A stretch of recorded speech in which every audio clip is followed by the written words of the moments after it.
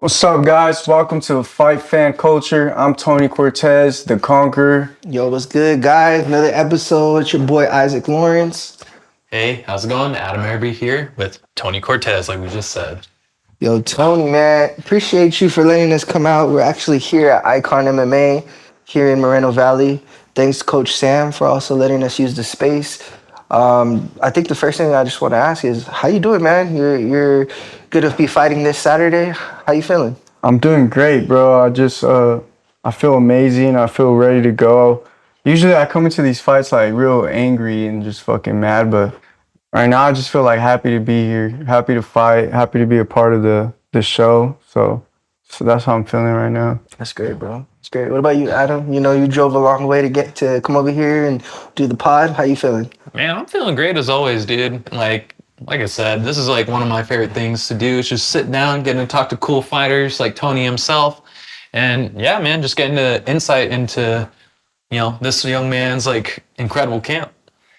Yeah, thank you. Thank you guys for coming out, for real. Yeah, no, of course, man, of course. So we'll talk a little bit about your fight, and then I want to touch on some other subjects because some of our fans may not know who you are. You're a young up-and-comer in the game. But let's start with your fight. You were supposed to fight this opponent a while back, and then some things happened behind the scenes. Can you give us a little insight on what happened and what you're expecting to happen on Saturday? Yeah, so I was supposed to fight him December 9th. It was just a weird situation from even getting the fight going and stuff, like a switch of opponents and stuff like that. I learned how to deal with now. It's different, I didn't plan the weight cut right, and then I missed weight by 4 pounds, and then the guy just didn't take the fight, so that's what happened. And he didn't want to fight. I offered him 40% of my purse, and he still didn't want to fight me, which is insane to me, It's 4 pounds, but I guess that was his decision as a pro fighter. It is what it is. Obviously, like myself or my teammates or people like me, we wouldn't turn down that fight. Yeah. Especially with 40% extra, and which is more money than probably he was gonna make it altogether. So I think that was a bad decision on his part. Maybe him and his coaches thought it was a good one, but at the end of the day, he's still gonna have to fight me this Saturday, and I'm much better, much more prepared, and I feel sorry for him. So that's how I feel right now. I mean, Adam, you've seen Tony grow from Spar Stars, and I mean, just talk about your experience watching him from an amateur now as a young pro. Well, I gotta really speak to the style, man. I think a lot of guys who I would say who have a similar, at least combat sports background, because you started high school wrestling, right? No, so I started before then. I actually started fighting MMA, pancration, when I was 10. And then, so for 3 years, and then as soon as I turned 13, that's when my wrestling started, my wrestling career. Yeah, I mean, still adds to the point of, I think if a lot of guys who mostly wrestled, like, did what you did in your transition, especially style-wise, like, they would have more than enough success now, I remember kind of watching and looking at a few of your first early fights. You can kind of see, like I said, that very heavy wrestler influence, like taking guys down, trying to ground and pound them. But as you kept going in your career and as like the wins kept getting more and more diverse, you really saw your style kind of take its own to where I'd say you're a more really well-rounded fighter who has heavy hands and really good at boxing and always has that like good wrestling card in the back pocket ready to take somebody down. And so was that kind of always your game plan in terms of development of like when you started first taking MMA fights and really kind of getting into being like, okay, I need to get more well-rounded? Or was it just, oh, we have these strengths, so let's exemplify these in my overall game? I think my plan was to have a strong base, which is wrestling, and build around it. So I never really wanted to be a college wrestler or wrestle for a university. My dream was always to be who I am now. I'm living my dream. So I always wanted to have that wrestling base, so I couldn't be taken down by wrestlers and just controlled and being in boring fights. That's how I see it. So I did that, and then I built around it, and I found the perfect squad to do it with, which is Bobby Green, and my coach is just Sam Mason, who deserves a lot of respect in mixed martial arts, because he's somebody who studies the game like insanely. He's got so many years of experience. So I think my coach is a great coach when it comes to striking, and he's molded karate, boxing, kickboxing, and Muay Thai all into one style. So our style is very different, and I think that we have a better understanding of striking than most. So yeah. Yeah, I would definitely agree with that, because one thing I really noticed, even just watching you move around here, you guys are very heavy on your bicycle. You guys are always moving, and always moving on the off angle. Would you say that's kind of why you find so much success in the striking realm, where you're never stagnant and you're able to kind of always move the fight where you want it? Yeah, I would say so, because we call it walking the dog, but we're controlling the fight. We're controlling. I'm outside, inside, or I'm on my line. And those are 3 different ranges that we can fight from and switch it up at any time. And if the guy comes too close, he's getting taken down. It doesn't matter if he's a college wrestler, D1 national wrestler, he's gonna get taken down. If he overextends his punch, he's off balance, and he's has his weight the wrong way, he's gonna get fucking taken down by any of us in here. Yeah. So it's an understanding of distance and managing that distance to your advantage. No matter how long or how tall you are, we have something for that. Obviously, Bobby lost his fight to Jalen. That guy's really tall. But I mean, if you really look at it, Bobby took the fight on 1 day notice or 2 day notice. It was like something like that. Yeah, it was a short notice fight. It was like a week, I think. Even a week. A week to prepare. A week to prepare for a guy who fights at 155 and is 6'3" with a fucking 80-inch reach. Yeah. Is insane. So, kudos to my homie Bobby. He's a fucking beast, and not many people are down to take fights like that, like the guy I'm fighting on Saturday. So. Yeah, speaking of just taking short notice fights and things like that, you brought up earlier how your opponent didn't want to take the fight even though you missed weight. And you've been known in Southern California as just a hard fight, right? You're undefeated as an amateur, undefeated as a pro. I mean, just even getting you a fight in general is already hard. Yeah. Let alone, you missing weight and then the guy, you offering 40% of your purse. So I can understand how frustrating it might be as you want to just continue to grow as a martial artist, continue to showcase your skills, continue to make money as a fighter, and you're over here struggling to find, opponents. Talk a little bit about that, how throughout these past few years, you fighting, how it's been hard to find opponents for you. Yeah, so, a lot of people, I've heard people like through the grapevine saying that I haven't fought anybody good and that they're just like feeding me fights or whatever. But if you really look at it, everybody that I fought has been on the same level as me. I just make them look like they're not on my level. So it's like, who do you want me to fight? I got 2 pro fights. You want me to fight somebody with 10 pro fights? Like, I'll do it. Trust me, I'll do it.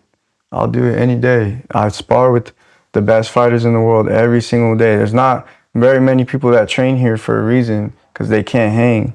So, I mean, yeah, it's been hard to find me fights, because I'm fighting guys that are on the same level as me. Like the guy I'm fighting on Saturday is 4-0.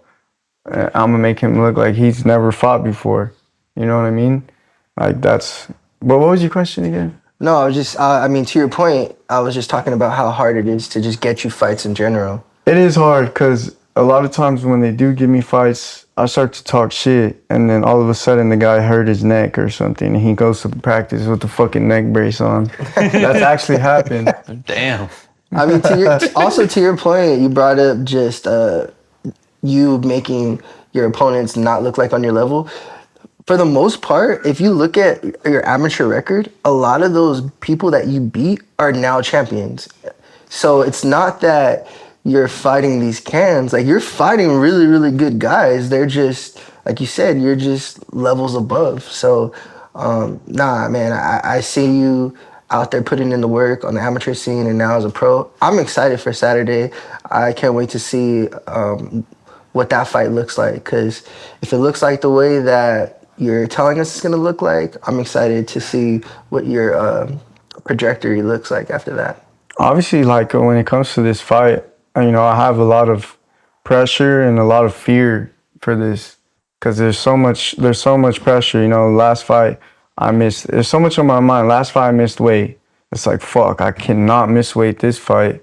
And then it's like, I can't lose to this guy because it's gonna make me look bad. Like, and then he's got a good heel hook, and I'm like, fuck, he's got a good fucking heel hook. Like, you know, that's scary in itself. And then I just calm down and I just breathe, and I'm like, I want to just fucking kill this fool. That's it. And we were talking about this off camera, actually, how you will talk shit. Like, the reason why we love Conor McGregor, especially during his prime, is because he would talk shit and back it up. And you just brought up the pressure of you talking shit and, you know, being a professional, making weight, things like that.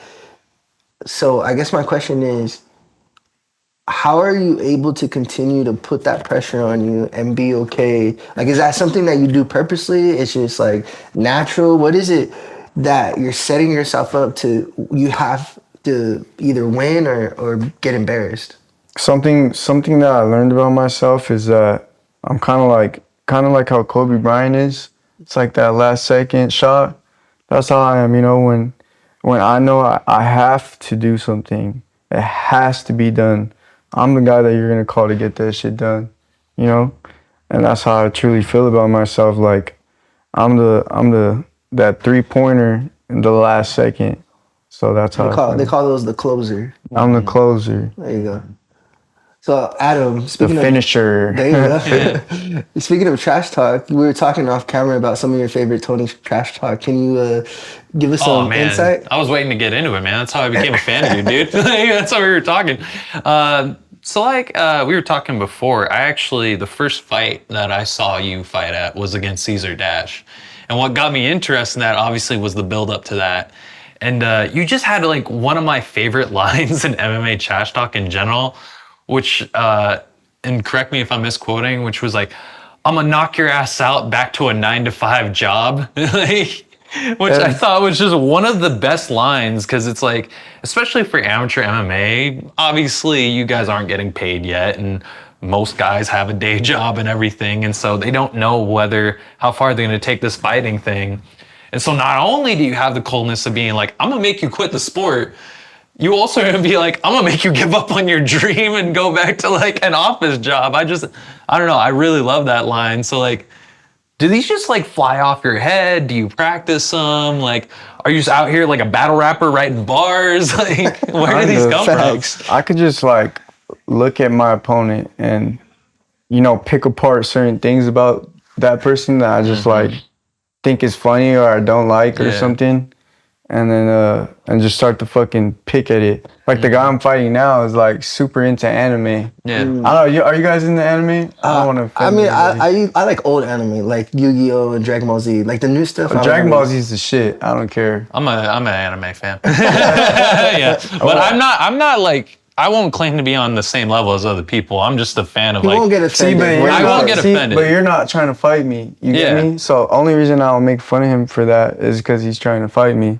So I'm like, fucking, just clown him. Just clown on him. But it's clowning. It's not like, it is what it is. I just been seeing that he wears a lot of fucking anime shirts. I'm like, bro, you're fucking 25. Like, why are you still wearing fucking... Like, why are you still wearing Pikachu? I was like, this is where I exit. I was about to say, remind me not to wear my Dragon Ball Super shirt around. Dragon Ball is cool though. Yeah. I'm talking about like he's wearing a Pikachu shirt and shit like that. Would you wear a Pikachu shirt? I'm not a huge Pokemon fan, so no. Okay. Yeah. All right, that's cool. No. Like it's got to be cool. Like if I'm wearing an anime shirt, Charizard, well, it's got to be something though that's like looks cool, you know, like you said, like old school anime, like there's a bunch of like really cool art there, a lot of hip hop takes from, but like if it's just like an anime shirt for me, like I'm an anime fan and this is my personality, then like no, that's kind of lame. I think my opponent really thinks he's an anime character. That's what I think. Like if you saw the way that he like dresses, the way that he acts, the way that he talks, Interesting. he like I think he thinks he's an anime. Like he's in an anime like this. Him fighting and stuff is like a fucking anime to him. Like kind of like how fucking Adesanya is. Yeah. But Adesanya is good. Yeah. And he's not. So it doesn't go good with him. See what I'm saying, man? Like fresh off the dome, like right there, she's like, man, all right, here's the comparison, and you suck. Like, that's what I love about it, man. You talked earlier about seeing Bobby. So we actually got to see you a few weeks ago at UFC 300. We got to do a little interview with you. We clipped it up and it's out there online if you guys want to check it out. And I remember talking to you and you were telling me that you were there all week for UFC 300. You got to see all the behind the scenes, be in the lab with Bobby, things like that. So before we get to Bobby's fight, I just want to talk about that week going to Vegas. What was that experience like? I know you've been to the PI before and you've trained there, but we're talking about UFC 300, the biggest card ever in the history of the UFC. You were there that week in the PI, behind the scenes. What was that feeling like, that energy? It was just like we were just training. That's how I just saw it. Like we're just training for getting Bobby ready for his fight. I wasn't really like too like so like crazy. I mean, I think the press conference was cool. I think the energy being in there was cool. Seeing the fans and stuff was insane. And I think no, I'm lying. It was super motivational. When I seeing Dustin and Gaethje on the screen when they played that like their fight, it was kind of like the way the UFC sells the story of like Dustin versus Gaethje and the way that they make the whole storyline come up about how they fought each other before, and then Justin's got his coach that's behind him, Trevor Whitman. It looks like have you ever seen those movies where there's like a king and he has the people that give him advisors? Yeah. So it was like Gaethje in his gym, he's like the king with his advisor, which is Trevor Whitman, versus this guy. It's like kingdom versus Dustin, who's like this guy from Lafayette that's like nobody else out there is doing what he's doing in the fight game. So he's the man out there. So it's like both these guys from like two different places are coming into one to fight.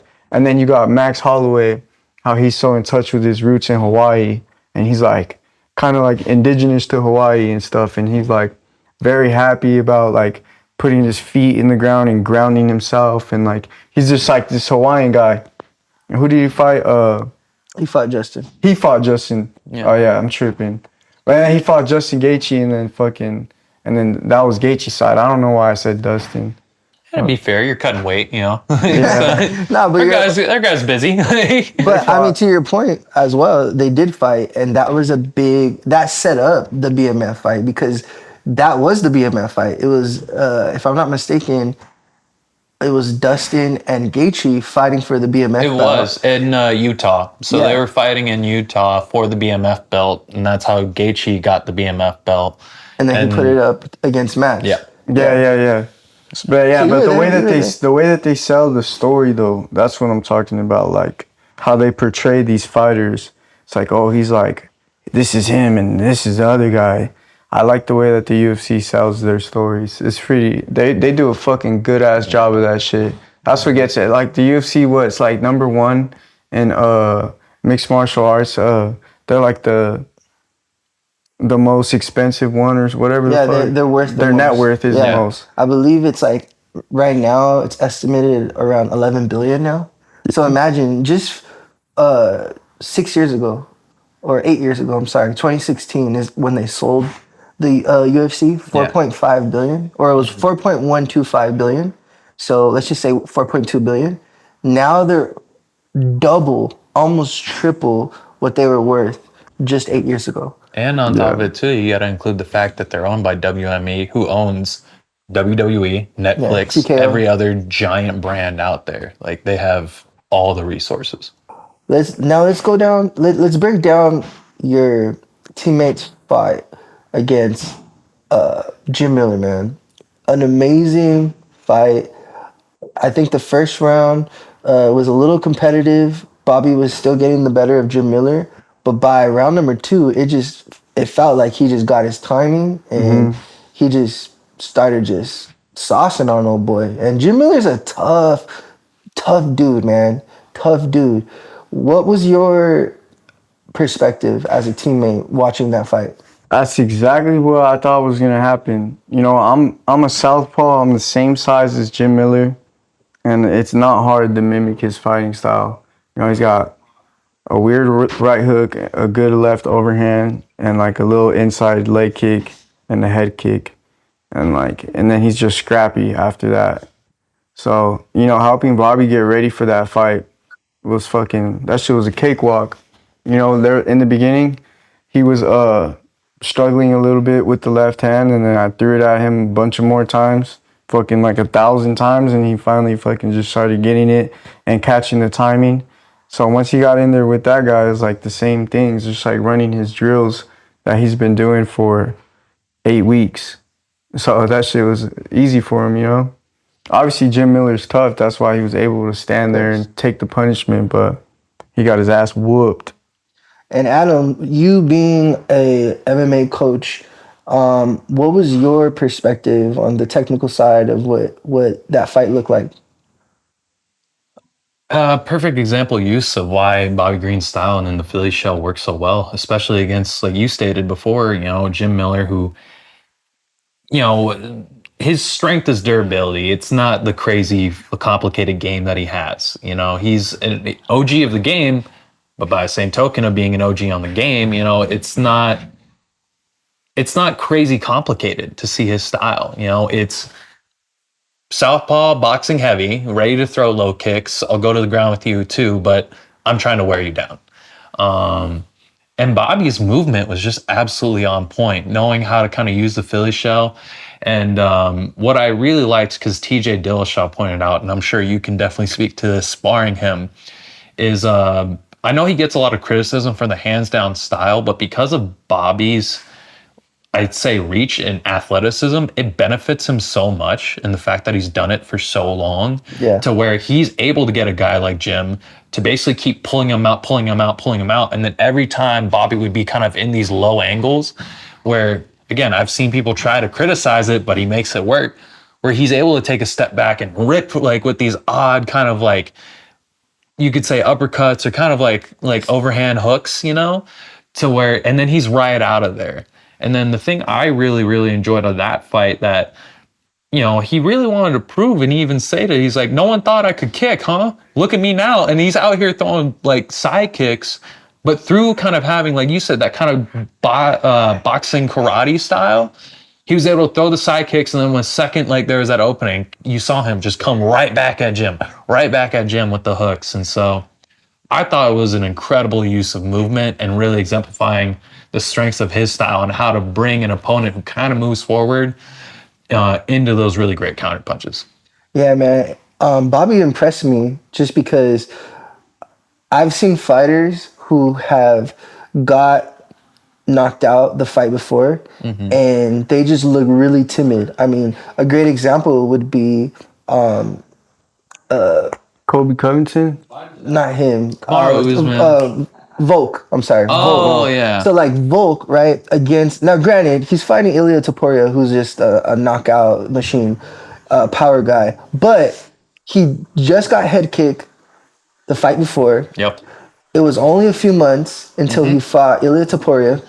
And then Volk looked really timid, bro. Like, he looked very not himself, where he's kind of like bouncing in and out. The whole time he's fighting on his back foot, which is not very Volk-like. Where Bobby, man, not only did he ended up getting knocked out, but, bro, he got a bunch of punches after, which, you know, there was a whole bunch of controversy on the ref not stopping that earlier. So for me as a fan, I was really worried, like, how is he going to look? And I think within the first minute, he got his groove, and it was like, oh no, this is the old Bobby. This is like, and it impressed me at his age to be able to do what he does, because to your point, the hands down, things like that. He's not a young man, you know what I mean? Dude is like in his late 30s, and he's still out here just looking athletic, quick, very fast reflexes. So, I mean, that impressed me. And then to top it off, the cherry on top, he calls out Paddy Pimblett. Oh my God. I was like, bro, I need to see that fight. Yeah. Like, that's the perfect fight. They're chirping at each other. Have you seen some of the stuff? Like, they've been going back and forth, you know? Of them chirping at each other? Paddy Pimblett. Damn. Oh, you heard it here King first. Army. There you go. I mean, I want to see it, dude. I want to see that fight because personally, I think he does whoop Paddy, actually. Like, as I kind of sat down and thought about it, I'm like, this isn't a good fight for Paddy. And that's why I feel like I could see him a little bit kind of shooting it down and him being like, well, who has he fought? Kind of, at least the retort that I got from Paddy. But I think he knows style-wise, I don't think it's a good matchup for Paddy. I think Paddy's striking is just not that good. And I think he's hittable too. Very hittable. Paddy's super hittable. And you don't want to be hittable against a guy who already has unconventional angles. You know, that's hard enough to just dodge conventional angles. But now you're fighting a guy who's willing to come at you with his hands down, who's, again, arguably just as fast, if not faster than you, and who's going to hit you every time you make those silly mistakes of your T-Rex hands down here, you know, trying to do the bounce. Like, I still will never forget that in the Luigi Vendramini fight, where I'm like, this guy's a former 2-weight champion, and his hands are like, here, bouncing. I'm like, put your hands up, brother. You were getting hit. Like, I think his worst performance was against Jared Gordon. Jared Gordon beat him. Oh, Jared, yeah. And Bobby knocked Jared Gordon out. Yeah. Like, it was like a headbutt. Yeah. But he was good, and then Bobby knocked him out on the ground. And to be fair, it wasn't like it was on purpose, the headbutt. Like, that happens all the time. Yeah. They should have gave him his money, bro. Yeah. There's been stuff that's happened after that. I'm like, what the fuck? You guys gave that guy his money.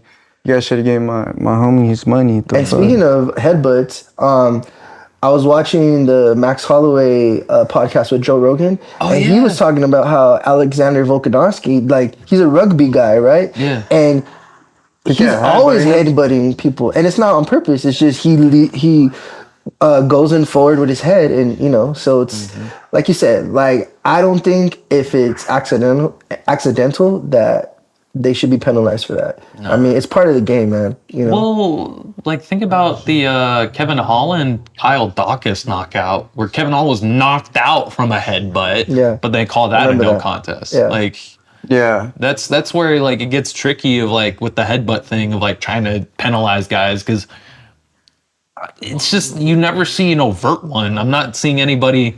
Like, the only time I would ever make sense in an MMA fight to, like, where you could say it's intentional is if they're ground and pound and homie grabs his head like this. Yeah. But most headbutts are off a takedown when you're dipping your head in those kind of, like, crash situations. So the only time somebody should get penalized if it's on purpose. Remember when Homeboy bit the dude in his arm and he had, like, the teeth marks after? Yeah. That shit was crazy. I think if it happens accidentally, the guy should just get some time There you go. to recover. Perfect. Yep. But if the fight keeps going, it's like that's what it was. Adam, so you had said, man, or we had talked about this in the last podcast, but I want to bring it up again. Conor McGregor is going to be fighting Michael Chandler. If he wins against Michael Chandler, do you believe that Max and Conor will fight for the BMF title? Or is that even a fight you want to see? I'm going to go with actually the other option I think everybody's thinking might happen, which is like a big what if. Big what if. But I think in terms of, like, UFC's gambles, like, that matchup's still a guarantee for them. They can always do that and put that. But the risky matchup, if they want to promote it, that I think will actually happen, let's say Dustin Poirier beats Islam for the lightweight title, and we have Conor McGregor, Dustin Poirier 4. Wow, I didn't even think about that. What do you think? That's what I'm thinking, like, for the lightweight title to close out the trilogy, because the last fight they had was the ankle injury. Yeah, I don't know. I think the UFC's wants that, but I think if Dustin doesn't beat Islam, and then yes, it's Max for the BMF at 155 though. Facts. What do you think, Tony? I think that would be better.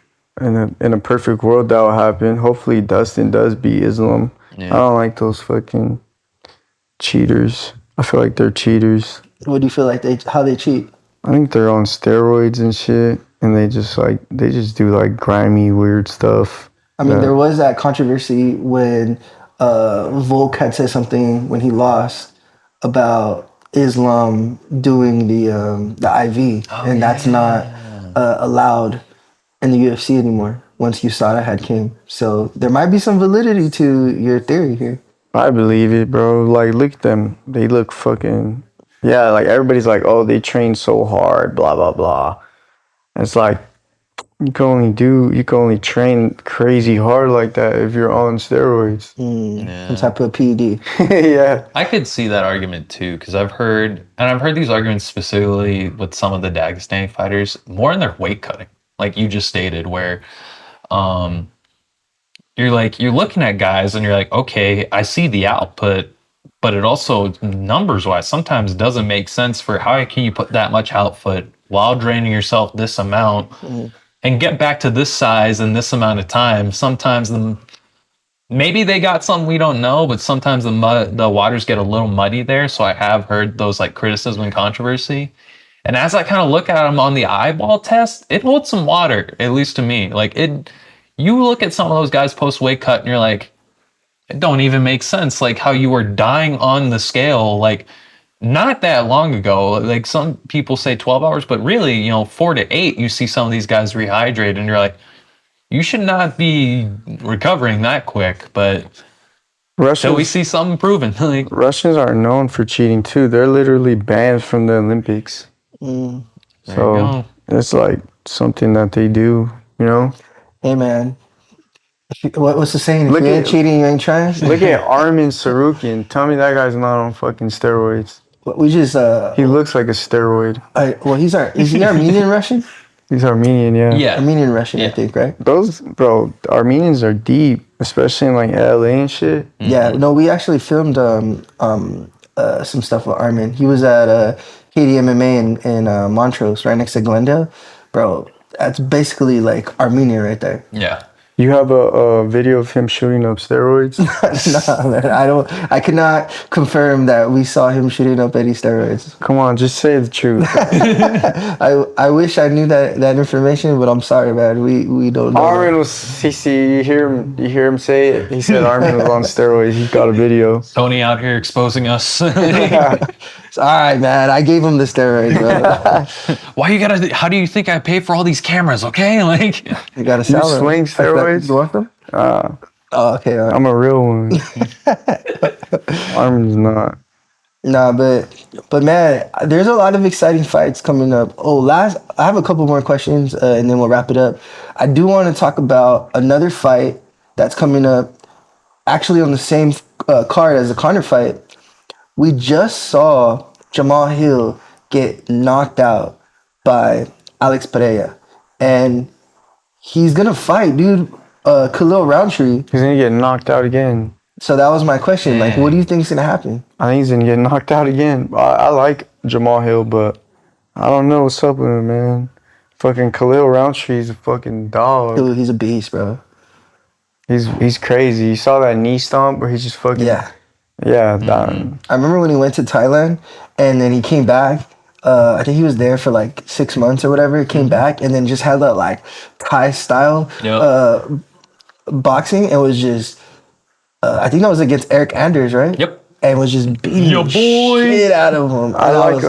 And I like Eric Anders too. yeah. I like Jamal Hill though. Like, that's what's up that he's taking the fight like that. That he's nuts. So I think there's a pros and cons, and Adam, I want to get your insight. I think the pro is Jamal Hill did look a little soft. Like his body didn't look what it used to look like. Yeah. So I think the fact that he's still in camp, lose a little bit weight, he's still in shape, continue to just build off of whatever he did in the camp from Alex. Obviously the con though is your brain is not really resting. So to your point, there is a good chance that you can get cracked again and then potentially lights out. Adam, what do you think are the pros and the cons are? Of him taking this fight so soon? Yeah. I mean, obvious pro, like you stated, already in camp, able to kind of keep the weight down. He's been through a camp and kind of knowing the structure of his ankle and the Achilles. And so I think that's a really big benefit in the fact that he knows that, okay, it's still good, it's confident in it, and I get a little more time to like get used to kind of moving on it. The con, obviously, you just got knocked out by one of the hardest punchers in the UFC. I believe, what was it, like a day or two before UFC 300, he broke Francis's punch record on that little punch box. That's crazy. Yeah, he broke Francis and Joe Pyfer's. Like, Joe Pyfer, we were all freaking out because he broke it, right? And then a week later, like, Alex Pereira's like, oh, okay, let me crush it by even more thousands of a number.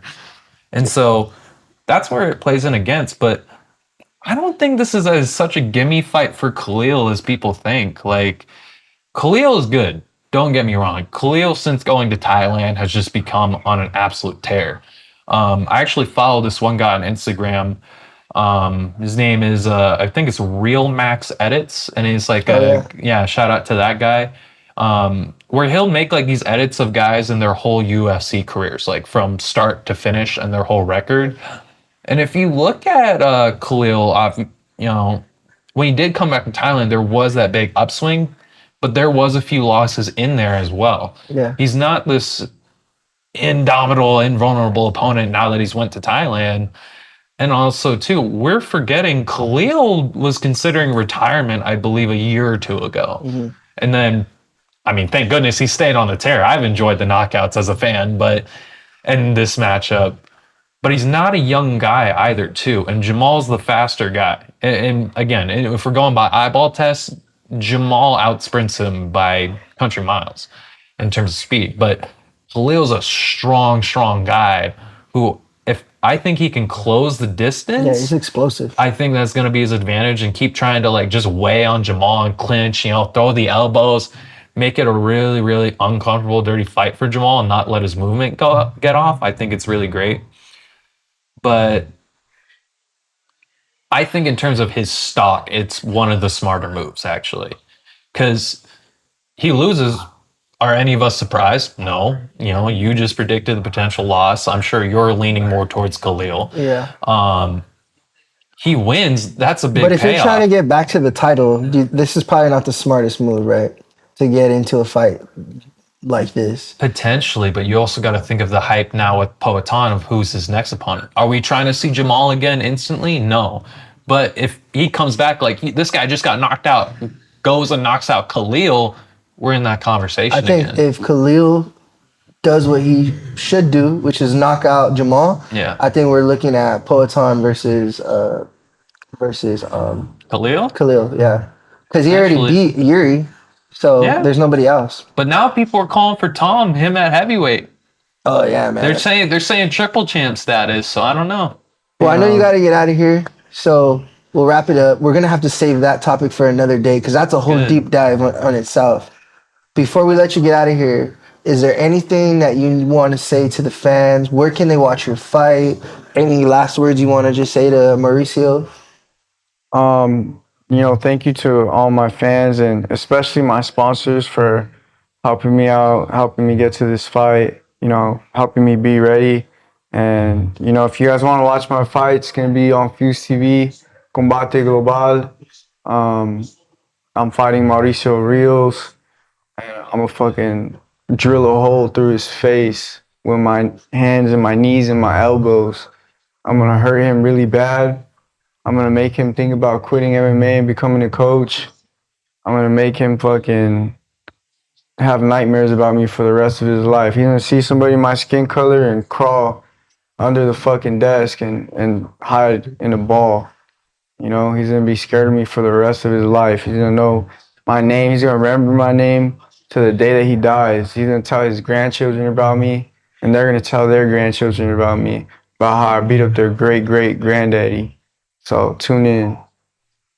And on that note, man, this has been another episode of the Fight Fan Culture Podcast with your boy Isaac Lawrence, Tony Cortez, Adam Araby, and that's it. We out.